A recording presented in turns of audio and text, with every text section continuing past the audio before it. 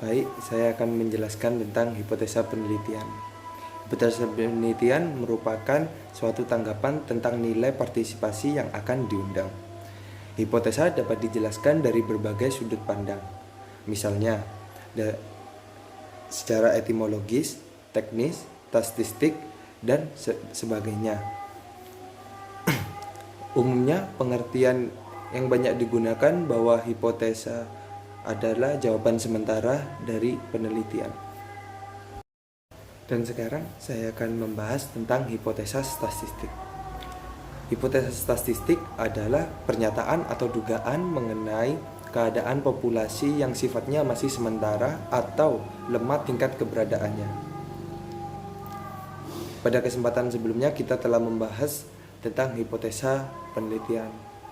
Dan sekarang selanjutnya akan dijelaskan oleh rekan saya tentang mengenai hipotesa penelitian dan hipotesa statistik lebih dalam.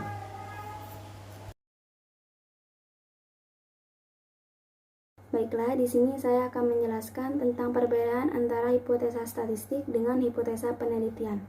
Hipotesa statistik. Nah, semisal Anda mendengar kabar dari teman Anda bahwasanya karyawati yang ada di sebuah mall plaza itu cantik-cantik.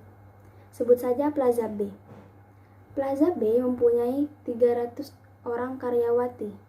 Pahami bahwa 300 karyawati ini adalah populasi.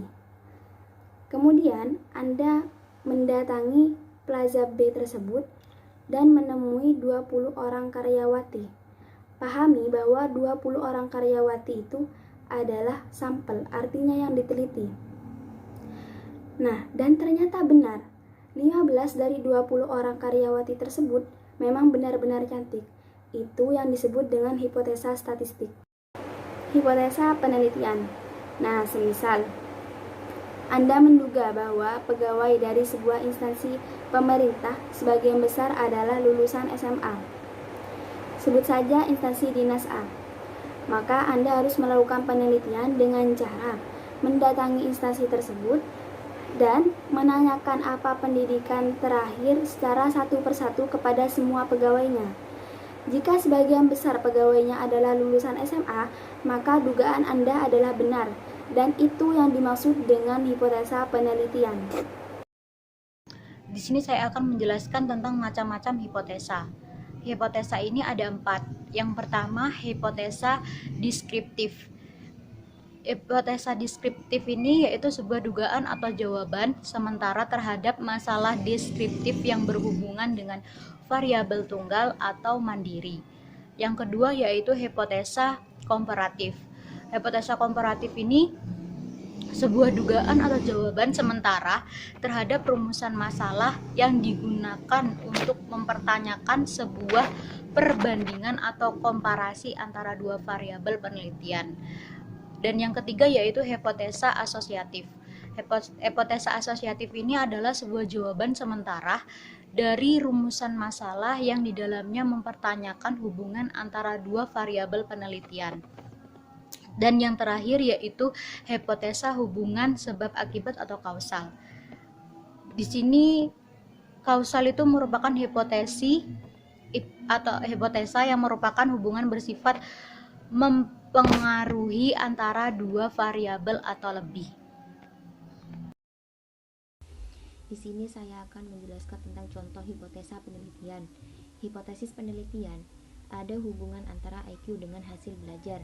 Sedangkan contoh hipotesis statistik adalah hipotesis 0, P sama dengan 0, dan hipotesis 1, P tidak lebih sama dengan 0. Penting untuk Anda pahami baik-baik bahwa hipotesis statistik hanya digunakan apabila kita mengambil sampel dari sebuah populasi. Diuji menggunakan statistik inferensial yang tujuannya adalah untuk menguji apakah sampel dapat mewakili populasi ataukah tidak. Contoh hipotesa statistik asosiatif atau korelasional. Terdapat hubungan positif antara IQ dengan hasil belajar ujian IPA. Hipotesis 0, P lebih kecil sama dengan 0, hipotesis 1, P lebih besar dari 0. Adanya hubungan antara tingkat pendidikan dan tingkat penghasilan. Semakin tinggi pendidikan, tingkat penghasilan juga akan semakin tinggi. Hipotesis 0, P lebih kecil sama dengan 0. Hipotesis 1, P lebih besar dari 0. Adanya hubungan antara beban kerja dan kualitas kerja. Semakin tinggi beban kerja, kualitas kinerja akan semakin rendah. Hipotesis 0, P lebih besar sama dengan 0. Hipotesis 1, P lebih kecil dari 0. Bahas tentang contoh hipotesis statistik kausalitas atau sebab akibatnya. Nah, di sini ada pengaruh antara laju inflasi dengan pendapatan bruto, yaitu hipotesis 0 yaitu beta sama dengan 0. Nah, hipotesis satunya yaitu beta tidak sama dengan 0. Kemudian ada juga pengaruh antara ukuran perusahaan dengan return saham, yaitu hipotesis 0 yaitu beta sama dengan 0. Nah, hipotesis satunya yaitu beta tidak sama dengan 0. Ada pengaruh positif antara kepatuhan minum obat anti tuberkulosis dengan berat badan pasien tuberkulosis. Hipotesis 0 yaitu beta kurang dari atau sama dengan 0. Nah, hipotesis satunya yaitu beta lebih besar dari 0. Contoh hipotesis statistik komparatif atau perbedaan ada perbedaan resiko kanker paru antara laki-laki dan perempuan, yaitu hipotesis 0 yaitu mikroliter sama dengan mikroprosesor, sehingga hipotesis 0 yaitu mikroliter dikurang mikroprosesor sama dengan 0. Hipotesis satunya yaitu mikroliter tidak sama dengan mikroprosesor, sehingga hipotesis 1 yaitu mikroliter dikurang mikroprosesor tidak sama dengan 0. Ada perbedaan antara resiko kanker payudara antara laki-laki dan perempuan, di mana perempuan beresiko terkena kanker payudara daripada laki-laki. Nah, hipotesis 0 yaitu mikroliter lebih dari atau sama dengan mikroprosesor, sehingga hipotesis 0 yaitu mikroliter dikurang mikroprosesor lebih dari atau sama dengan 0. Hipotesis 1 yaitu mikroliter kurang dari mikroprosesor, sehingga hipotesis 1 yaitu mikroliter dikurang mikroprosesor kurang dari 0. Ada perbedaan pengaruh terapi komplementer dan tanpa komplementer terhadap percepatan kesembuhan penyakit TBC. Tambahan terapi komplementer lebih berpengaruh terhadap percepatan kesembuhan pasien TBC dibandingkan dengan tanpa terapi komplementer. Hipotesis 0 yaitu beta flavon kurang dari atau sama dengan beta naptoflavon, sehingga hipotesis 0 yaitu beta flavon dikurang beta naptoflavon kurang dari atau sama dengan 0. Hipotesis 1 yaitu beta flavon kurang dari beta naptoflavon, sehingga hipotesis 1 yaitu beta flavon kurang dari beta naptoflavon kurang dari 0. Sekian, terima kasih.